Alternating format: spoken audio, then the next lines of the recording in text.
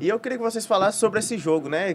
Principalmente também da atuação do Pedro, que tá brigando aí para ir para a Copa. Bom, o Flamengo hoje, a gente já falou isso no programa passado, é o time que joga o futebol mais bonito do Brasil.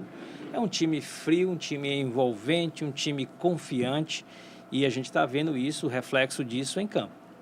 O Atlético Mineiro foi mais uma vítima do Flamengo. O Flamengo chega à sua 7ª vitória seguida. E não é só os resultados, é a forma com que o time está jogando.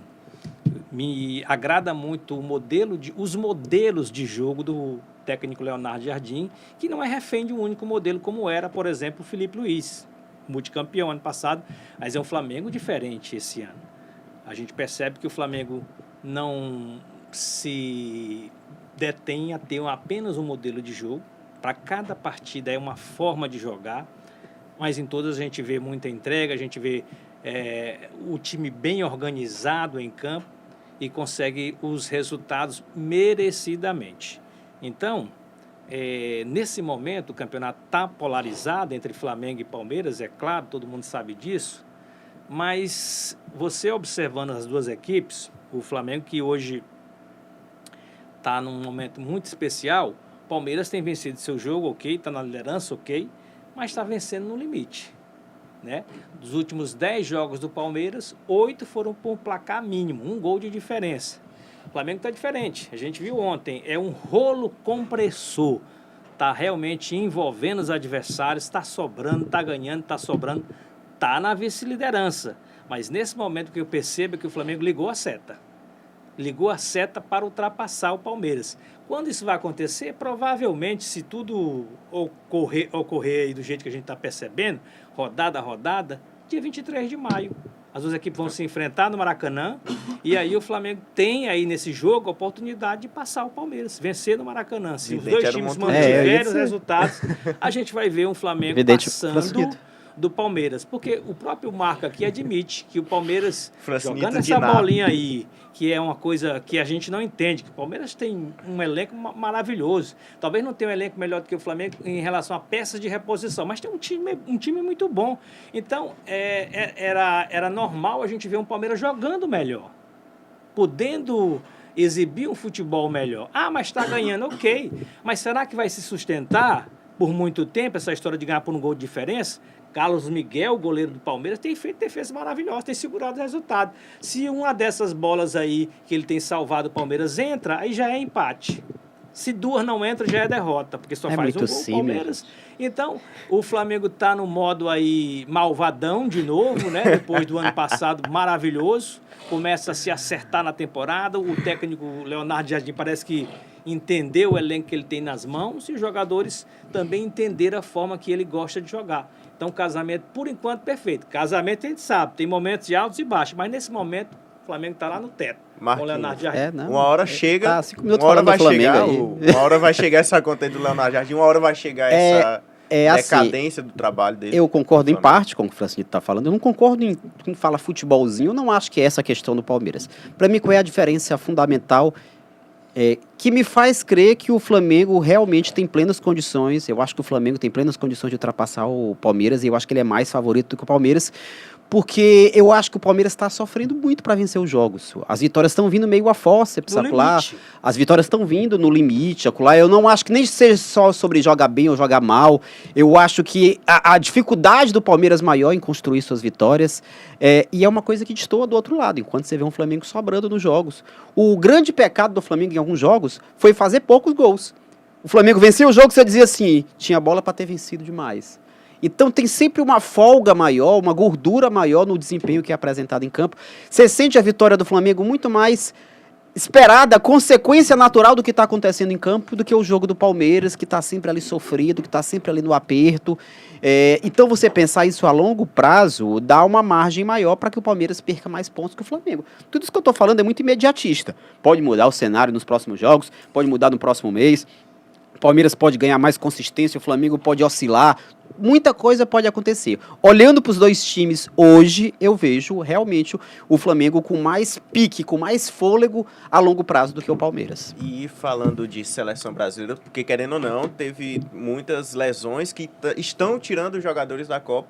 E o Pedro... Vai sobrar alguém, será? Essa é a pergunta. E o Pedro, que está tendo atuações brilhantes aí pelo Flamengo, está melhorando o seu rendimento. Está bem na briga. Né? Tá bem na briga. E como é que vocês avaliam essas atuações do Pedro? Quem que ali pode sair, pode ficar de fora, ali para o Pedro entrar na Copa do Mundo? Há 2 semanas atrás, mais ou menos, esse aqui disse, olha, o Pedro começou a jogar bem muito tarde. Eu não falei tem mesmo. mais condição. Não falei, não tem mais na condição. Está entrando na disputa tardiamente. Também Quem acho. é que diz isso hoje em dia, a não ser o Marquinhos? Ninguém. Porque o Pedro... Tu que tem bola de cristal abriu agora, a né? caixa de repertório dele aí, o recital do Pedro, é impressionante a cada jogo. É aquele pivô clássico que domina, que faz a parede, que tabela, que sai da área. E uma coisa que surpreende, que ele era muito cobrado na época do Felipe Luiz, a recomposição defensiva. Pedro ontem deu pique contra o Atlético Mineiro, surpreendente, voltando, marcando, está correndo. Pode ser só o efeito Copa do Mundo, está muito interessado em garantir uma vaga na Copa, mas o fato é que o Pedro hoje é disparado o melhor centroavante brasileiro em ação. Mas o Igor Roque está fazendo muito gol, ok. Ele é um trombador lá. O Vitor Roque. Não, ele está falando do Igor Thiago. Desculpa, Igor Thiago está jogando muito lá na Inglaterra. Para mim, o Igor Thiago ainda está na frente do Pedro. Para mim, o Igor Thiago ainda está na frente do Pedro. Eu acho que o Pedro está tomando fôlego do João Pedro. Mas o Igor Thiago é mais do mesmo. A gente precisa de um cara diferenciado. Um cara aí é paixão, técnico. Porque você tá vendo o cara de pertinho. Eu vejo o Pedro e o Igor Thiago, os dois, pra mim, são a mesma coisa. A diferença é que o que tá na Premier League ou tá no Campeonato Brasileiro. O Igor Thiago é um jogador que é em posição gente, olha, e o Pedro não é muito talento. Olha, eu não retiro o que eu disse sobre o Pedro ter despertado tarde. Só que as cartas estão embaralhadas. Muita coisa pode acontecer. Quem é que contava com esse bocado de contusão? Quem é que contava com o Chelsea despencando pelas tabelas? Eu ainda acho que se o João Pedro tivesse mantido o bom nível, o Pedro não teria chance contra eles dois. Até porque o Ancelotti é muito coerente com o trabalho dele.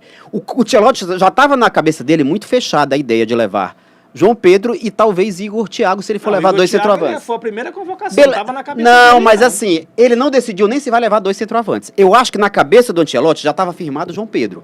Talvez, mas e aí, o Thiago não. Se ele fosse levar um segundo centroavante, eu acho que a primeira opção dele seria o Igor Thiago. Mas isso na última convocação para o último amistoso. E eu acho que ele é muito coerente. Só que quem é que ia imaginar que o João Pedro e o Chelsea ia despencar de produtividade? O Pedro fazer muito gol, isso não me surpreende, não surpreende a nenhum de vocês.